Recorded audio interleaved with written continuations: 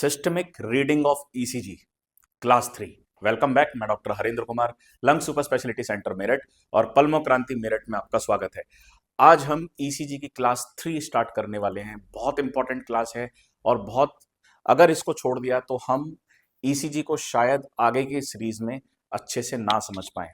Because इसमें आज हम डिस्कस करेंगे कि किस तरीके से ईसीजी को सिस्टमैटिकली रीड करना है, कौन से पॉइंट्स हमें पहले रखने हैं, और उसी सीक्वेंस में अगर हम ईसीजी को रीड करेंगे तो हम कोई भी डिजीज को, कोई भी एबनॉर्मलिटी को नहीं छोड़ सकते।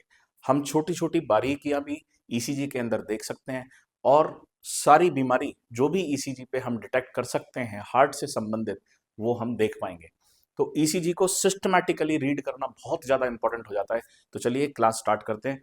तो ईसीजी क्लास 3 में आज हम इंपॉर्टेंट, जैसे हमने बताया था सिस्टमेटिक रीडिंग, तो इसमें हमने इंपॉर्टेंट निमोनिक याद करा था, RRI और AHI। तो आर से rate, rhythm, interval, axis, hypertrophy और इस्कीमिया और इन्फाक्शन, ये हमने पिछली क्लास में भी देखा था। तो हम इसी सीक्वेंस में चीजों को लेके चलेंगे। उससे पहले इंपॉर्टेंट चीज जो मैंने आपको पहले बताई थी, आप इस बॉक्स को देखिए। इस बॉक्स में जो ईसीजी में लार्ज बॉक्स होते हैं, स्मॉल बॉक्सेस होते हैं। तो जो स्मॉल बॉक्स है, हॉरिजॉन्टल पे 0.04 सेकंड रहता है। 0.04 सेकंड इंपॉर्टेंट है, ध्यान रखना है। एक स्मॉल बॉक्स जब वो time taken that is 0.04 second, और वर्टिकल अगर हम उसकी लेंथ देखें सो दैट इज 1 मिलीमीटर। यही दो इंपॉर्टेंट चीजें हमें याद रखनी है।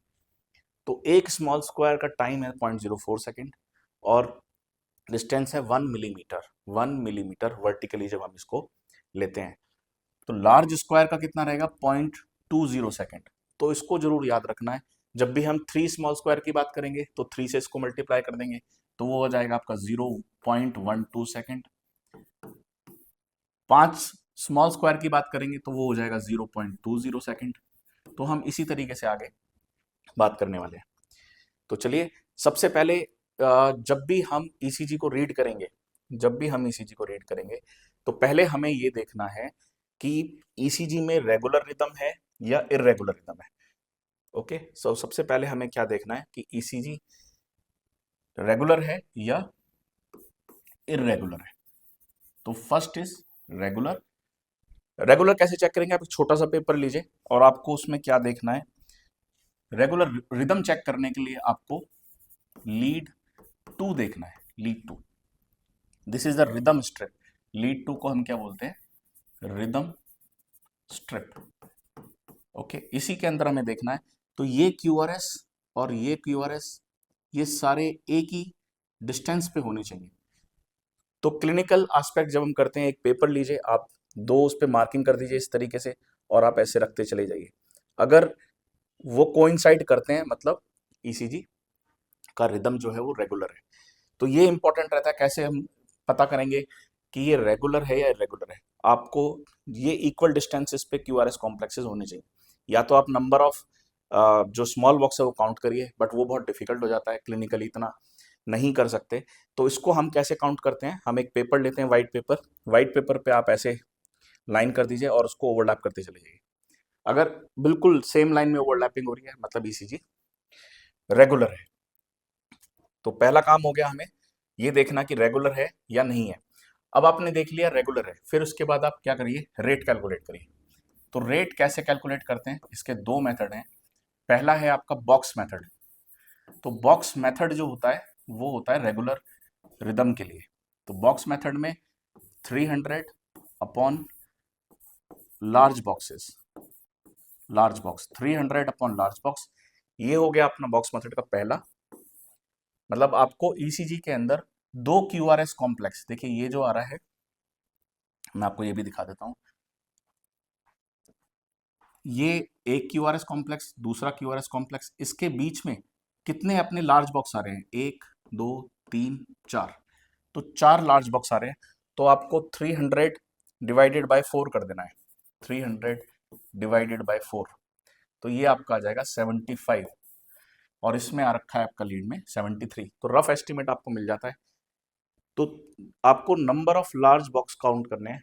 तो इससे आपका रेट कैलकुलेट हो जाएगा कि आपका हार्ट रेट क्या है।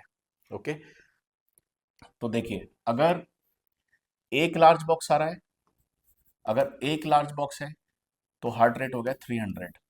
अगर दो लार्ज बॉक्स है हार्ट रेट हो गया 150। अगर तीन लार्ज बॉक्स है हार्ट रेट इज 100। चार बॉक्स आ रहे हैं हार्ट रेट इज 75। पांच है तो 60 और छह है तो 50। तो इसको एज इट इज याद कर लीजिए ताकि हमारा टाइम इसमें बच जाता है। दूसरा मेथड होता है स्मॉल बॉक्स का। तो स्मॉल बॉक्स में आपको 1500 divided by number of small boxes, number of small boxes. तो 1500 divided by number of small boxes, तो ये हमें देखना है दूसरा। अब अगर रिदम इरेगुलर है तो उसके लिए आपको क्या करना है, पूरी ईसीजी स्ट्रिप में आपको क्यूआरएस कॉम्प्लेक्स काउंट करने हैं, 1 2 3 4 5 6 7 8 9 10 11 12। तो क्योंकि ये रेगुलर है इसमें वो मेथड नहीं अप्लाई होगा, उसको हम ऑल्टरनेट रेट मेथड बोलते हैं। Alternate rate method, alternate rate method वो किस में इंपॉर्टेंट है, जब रिदम इरेगुलर हो, रिदम इरेगुलर हो तो उसमें आपको number of QRS complexes count करने हैं इन दी होल ईसीजी पेपर और उसको मल्टीप्लाई बाय 6 कर देना है, multiply by 6 number of QRS complexes. So that is the rate method. अब हम नेक्स्ट चलते हैं, तो हमने पहला कंप्लीट कर लिया रेट। नेक्स्ट अब हम लोग आते हैं रिदम पर। तो रिदम पहले हमने देख लिया किस तरीके से हमें रिदम चेक करनी है। लीड 2 के अंदर हम लोग रिदम चेक करते हैं। मोस्ट इंपॉर्टेंट हमें क्या देखना है, P wave, every P wave should be followed by QRS complex. बहुत इंपॉर्टेंट चीज है, हमें ये जरूर देखना है कि हर क्यूआरएस से पहले पी वेव है या नहीं है। मतलब हर क्यूआरएस से पहले पी वेव है या नहीं है, या हर पी वेव के बाद क्यूआरएस है कि नहीं है, यही चीज देखनी है। पी वेव जरूर ढूंढनी है। कई बार पी वेव एब्सेंट होती है, पी वेव नहीं मिलती, कई बार हमें पी वेव बहुत ज्यादा बार मिलती है, वो हम सब आगे की सीरीज में देखेंगे। तो क्यूआरएस से पहले पी वेव होनी चाहिए और पी वेव के बाद क्यूआरएस होना चाहिए, यही रिदम है, यही इंपॉर्टेंट है। और पी वेव की एबनॉर्मलिटीज इसी के अंदर चेक करते हैं। सो दैट इज द रिदम, वो हम डिटेल्स नेक्स्ट क्लास में देखेंगे। अब देखिए, सबसे इंपॉर्टेंट आज की क्लास में जो मेरा पर्पस है वो है एक्सिस को आइडेंटिफाई करना।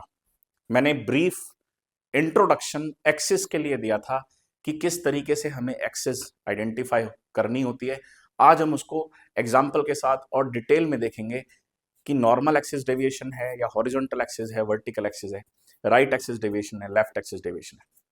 तो चलिए सबसे पहले हम एक्सिस को ही देखते हैं। देखिए, हमने उस दिन देखा था कि एक हॉरिजॉन्टल लाइन ड्रॉ कर दीजिए, तो 0 डिग्री पे आपका आता है लीड 1, 0 डिग्री पे आपका आता है लीड 1। जब आप 90 डिग्री परपेंडिकुलर खींचते हैं नीचे की तरफ, सो that is the AVF, that is the augmented lead AVF। यहां से जब आप 30 डिग्री लाइन ड्रॉ करते हैं नेगेटिव में 30 degree, so that is the AVL, AVL। और 30 डिग्री अब यहां से ड्रॉ करते हैं, सो दैट इज द AVF। तो ये है आपका AVF। जब इस 90 डिग्री से 30 डिग्री जब आप इधर ड्रॉ करते हैं, सो दैट इज द लीड 2। और जब 30 डिग्री इधर ड्रॉ करते हैं, सो that is the lead 3, that is the lead 3। तो ये हमने पहले देखा था। फिर हमने क्या चीज चेक करी थी, और क्या हमने देखा था कि अगर ये -30 से 90 डिग्री तक अगर एक्सेस आती है, so that is the normal axis. यही हमने देखा था, that is the normal axis. फिर हमने ये देखा था कि 90 डिग्री से 180 डिग्री तक जाते हैं, 90 डिग्री से 180 डिग्री तक जाते हैं, सो that is the right axis deviation, that is the right axis deviation. अगर -30 से -90 जाते हैं, -30 से -90 जाते हैं, so that is the left axis deviation, that is the left axis deviation, और -180 से माइनस 180 डिग्री से -90 जाते हैं, 180 degree to -90, so that is the extreme right axis deviation. ये हमने याद किया था, मतलब जो हम एक्सिस कैलकुलेट करेंगे, अगर -30 से 90 तक आता है तो ये नॉर्मल एक्सिस है, क्योंकि हमारा हार्ट हल्का सा इस तरीके से होता है, उसकी एक्सिस लीड टू पे जाती है, उसकी एक्सिस इस तरीके से आती है, लीड टू पे, ये हमारा नॉर्मल है। तो अगर लेफ्ट वेंट्रिकुलर हाइपरट्रॉफी होगी तो हार्ट हमारा थोड़ा सा ऊपर शिफ्ट हो जाएगा, राइट होगी तो इधर की तरफ शिफ्ट हो जाएगा, तो उसकी एक्सिस किधर की तरफ जा रही है वही हमें देखना होता है। तो एक्सिस कैलकुलेट करना बहुत ज्यादा इंपॉर्टेंट हो जाता है। अब चलिए, एक्सिस आइडेंटिफाई करने के लिए 3 पॉइंट बहुत ही ज्यादा इंपॉर्टेंट होते हैं, वो मैं आपको बताता हूं। तो सबसे पहले आपको क्या करना है, सबसे इंपॉर्टेंट पॉइंट है कि आपको आइजो इलेक्ट्रिक लीड आइडेंटिफाई करनी है। फर्स्ट पॉइंट इज आइजो इलेक्ट्रिक लीड आइडेंटिफाई करनी है। आइजो इलेक्ट्रिक लीड का मतलब क्या है, ईसीजी के अंदर एक हमें पॉजिटिव वेव्स दिखाई दे रही है, एक नेगेटिव वेव दिखाई दे रही है, तो आपको कुछ ऐसा कैलकुलेट करना है, स्पेशली इन लिम लीड्स, मतलब लीड 1 2 3 और एवीआर एवीएफ एवीएल, है ना। ये आपको किस में चेक करना है, 1 2 3 और एवीआर एवीएल और एवीएफ। ऑगमेंटेड लीड्स और लिम लीड्स में आपको आइजो इलेक्ट्रिक लीड आइडेंटिफाई करनी है। दूसरा पॉइंट जो आपको देखना है, सेकंड पॉइंट आपको देखना है, पहला हो गया आइजो इलेक्ट्रिक लीड। आइजो इलेक्ट्रिक लीड के बाद सेकंड पॉइंट जो हमें देखना होता है वो होता है करेक्ट परपेंडिकुलर, मतलब आपको उसका परपेंडिकुलर ढूंढना है। Okay, and the third point is आपको उसको थोड़ा सा एडजस्ट करना पड़ेगा, वो मैं आपको बताता हूँ एडजस्ट का क्या मतलब है। आपको थोड़ा सा उसमें एडजस्टमेंट करना पड़ेगा, पॉजिटिव है ज्यादा है या नेगेटिव ज्यादा है। तो चलिए 3 पॉइंट ध्यान रखते हैं, आइजोइलेक्ट्रिक लीड आइडेंटिफाई करना है, करेक्ट परपेंडिकुलर आइडेंटिफाई करना है, और उसको थोड़ा सा एडजस्ट करना है। तो देखिए, अब इस ईसीजी में हम लोग सबसे पहले देखते हैं, अब ये लीड 1 को देखिए, सारे हमारे जो क्यूआरएस है ऊपर की तरफ है, सब पॉजिटिव है, नेगेटिव में कुछ नहीं दिख रहा, तो ये आइजोइलेक्ट्रिक लीड नहीं हो सकती। लीड 2 पर आते हैं, पॉजिटिव भी है और नेगेटिव भी है, बट पॉजिटिव बहुत ज्यादा है, नेगेटिव हमारा कम है। थर्ड पर आते हैं, नेगेटिव बहुत ज्यादा है, पॉजिटिव कम है। एवीआर में टोटल नेगेटिव है, एवीएल में टोटल पॉजिटिव है। अब गौर से अगर हम देखेंगे एवीएफ पर आइए, तो एवीएफ के अंदर हमें ऑलमोस्ट इक्वल दिखाई दे रहा है, मतलब जो पॉजिटिव और नेगेटिव है वो ऑलमोस्ट इक्वल है। तो हमें यही चीज आइडेंटिफाई करनी होती है, आइजो इलेक्ट्रिक लीड। आइजो इलेक्ट्रिक लीड मतलब ये दोनों कंपोनेंट, पॉजिटिव कंपोनेंट और नेगेटिव कंपोनेंट ऑलमोस्ट इक्वल होने चाहिए। लीड टू अच्छा है, बट एवीएफ के अंदर हमें ज्यादा कॉम्प्लेक्सेस एक साथ दिखाई दे रहे हैं, तो हम आइजो इलेक्ट्रिक लीड को आइडेंटिफाई कर लिया, सो दैट इज एवीएफ। तो आइजोइलेक्ट्रिक लीड क्या है, एवीएफ। तो ये ध्यान रखिए, दिस इज आइजोइलेक्ट्रिक लीड। जो इस ईसीजी के अंदर हमारी जो आइजोइलेक्ट्रिक लीड है वो है एवीएफ। अब एवीएफ हमारा कहां पर आ रहा है, ये रहा हमारा aVF, this is the aVF. अब इसका करेक्ट परपेंडिकुलर दो होंगे, या तो होगा इस डायरेक्शन में, राइट एक्सिस की तरफ होगा, या फिर होगा इस डायरेक्शन में। तो ये हमारा कैलकुलेट हो गया, दिस इज द आइजोइलेक्ट्रिक लीड, मतलब एवीएफ इज द आइजोइलेक्ट्रिक लीड। अब हमें परपेंडिकुलर चेक करना है, लीड वन की तरफ जाएगा या फिर हमारा एवीएफ इस डायरेक्शन में जाएगा। ओके, अब कैसे पता करेंगे, देखिए ये हो गया हमारा थोड़ा सा नेगेटिव, ये हो गया हमारा पॉजिटिव। अब इसमें हमें नेगेटिव ज्यादा दिख रहा है कि पॉजिटिव ज्यादा दिख रहा है, हमें ये देखना है, तो इसके अंदर हमें नेगेटिव ज्यादा दिख रहा है। ओके, अगर हम इसको गौर से देखेंगे तो इसके अंदर हमें थोड़ा सा नेगेटिव, ये वाले कॉम्प्लेक्सेस हमें थोड़े इसमें नेगेटिव ज्यादा दिख रहे हैं। ओके, तो नेगेटिव की तरफ जाएंगे तो ये हो गया हमारा इधर, तो ये वाली होगी हमारी इस डायरेक्शन में, तो ये हो गया हमारा करेक्ट परपेंडिकुलर। तो ये हमारा हो गया आइजोइलेक्ट्रिक, ये हो गया हमारा करेक्ट परपेंडिकुलर। ओके, अब इसको हमें हल्का सा एडजस्ट करना है, अब हमें इसको हल्का सा क्या करना है, एडजस्ट करना है। एडजस्ट कैसे करेंगे, नेगेटिव जा रहा है कि पॉजिटिव जा रहा है, हमें ये देखना है। एडजस्ट करने के लिए हमें क्या देखना है कि नेगेटिव ज्यादा है कि पॉजिटिव ज्यादा है। तो इस केस में हमें क्या दिख रहा है, नेगेटिव बहुत ज्यादा दिख रहा है।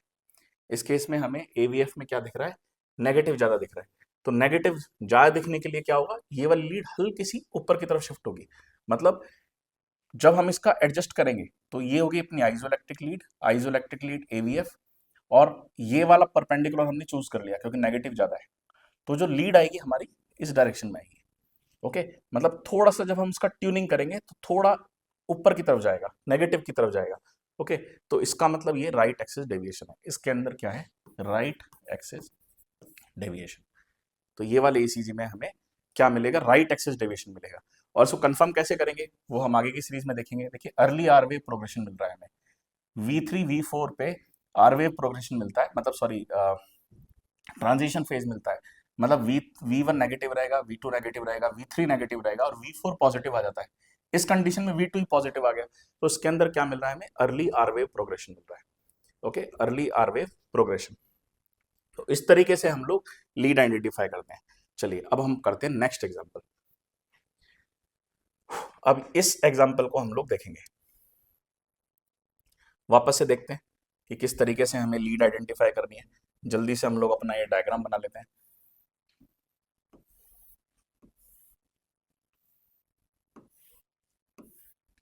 ये 1 हो गया, this is AVL, this is 2, AVF 3, ये हो गया अपना AVR। ओके, अब इसमें आते हैं, हमें क्या करना है, सबसे पहले आइसोइलेक्ट्रिक लीड आइडेंटिफाई करना है। अब इसको गौर से देखिए, यहाँ पे हमें कौन सी, या तो AVL होगा या लीड 3 होगी।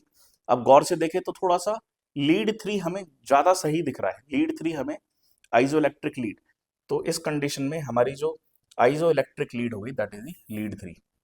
मतलब पॉजिटिव कॉम्प्लेक्स और नेगेटिव कॉम्प्लेक्स ऑलमोस्ट इक्वल दिख रहे हैं। तो लीड 3 ये हमारी होगी, दिस, ये हो गया हमारा lead 3, this is isoelectric lead. अब हमें इसका करेक्ट परपेंडिकुलर चूज करना है। तो करेक्ट परपेंडिकुलर चूज कैसे करेंगे, अब इसका परपेंडिकुलर या तो होगा यहां पर या फिर होगा यहां पर। ओके, दो परपेंडिकुलर इसमें आएंगे, ये परपेंडिकुलर मतलब 90 डिग्री, तो इसमें दो परपेंडिकुलर ड्रॉ हो सकते हैं। अब हमें ये देखना है, थर्ड पॉइंट हमें ट्यून करना है कि पॉजिटिव ज्यादा बड़े हैं कि नेगेटिव ज्यादा बड़े हैं। अब इसमें अगर गौर से देखेंगे तो हमें नेगेटिव कॉम्प्लेक्सेस ज्यादा बड़े दिख रहे हैं, तो हमें ये वाला चूज करना पड़ेगा। तो हमें क्या करना पड़ेगा, ये चूज करना पड़ेगा। तो एक्सिस क्या है, एक्सट्रीम राइट एक्सिस डेविएशन। तो इस कंडीशन में एक्सट्रीम राइट एक्सिस डेविएशन हमें मिल रही है। अब अगर जिनको भी ईसीजी आती है, सो दे कैन इजिली आइडेंटिफाई कि इसके अंदर एस वेव दिख रही है, लीड 1 के अंदर एस वेव दिख रही है, और Q3 दिख रही है, और T3 दिख रही है, क्योंकि टी वेव इन्वर्जन 3 में भी है। So this is classical ECG of pulmonary embolism. तो इसके अंदर ऑलरेडी राइट हार्ट फेलियर हो जाता है, right ventricular dilatation, right atrium dilatation, हमारी एक्सिस बहुत एक्सट्रीमली डेविएट हो जाती है। तो इस तरीके से हमें एक्सिस आइडेंटिफाई करनी होती है। ओके, तो जैसा कि मैंने आपको रेट बता दिया, रिदम बता दिया, प्लस आपको मैं एक्सेस हम बता चुके हैं। इंटरवल के बारे में हम लोग नेक्स्ट क्लास में देखेंगे, बिकॉज टाइम ड्यूरेशन ज़्यादा बढ़ जाता है। तो आज की डेट में हमने ये सीखा कि रेट कैसे कैलकुलेट करना है, रिदम में हमें क्या देखना है, प्लस इंटरवल हम बाद में देखेंगे, और एक्सेस मोस्ट इंपॉर्टेंट टारगेट आज हमारा था कि how to identify the axis. Axis को कैसे आइडेंटिफाई करें, थोड़ा कन्फ्यूजन है, और जितनी बार आप देखेंगे उतना समझ जाएंगे। 3 पॉइंट ही आपको ध्यान रखने हैं। पहले आपको आइसोइलेक्ट्रिक लीड आइडेंटिफाई करनी है, सेकंड आपको उसका करेक्ट परपेंडिकुलर देखना है, और थर्ड आपको हल्का सा उसे एडजस्ट करना है। Then you can able to identify the axis deviation. तो थैंक यू सो मच, आप मेरे साथ ऐसे ही बने रहिए, मेरे चैनल को फॉलो करते रहिए, सब्सक्राइब करते रहिए, और मैं और भी इंफॉर्मेटिव वीडियोस के साथ आपके साथ आता रहूँगा, सामने आता रहूँगा। और ईसीजी क्लास 3 है, ये पूरी सीरीज आएगी, हम हर बीमारी को पकड़ेंगे, चाहे वो हार्ट अटैक हो, एमआई हो, WPW सिंड्रोम हो, कुछ भी हो, वो हम ईसीजी में सब कुछ देखेंगे। प्लस एक्सरे की हमारी क्लासेस 14 हो चुकी हैं और एबीजी के ऊपर क्लास चल रही है, वेंटिलेटर के ऊपर क्लास चल रही है, आप वो देख सकते हैं। और जो भी प्रॉब्लम आपको है वो आप मेरे से कमेंट में डिस्कस कर सकते हैं। So thank you so much.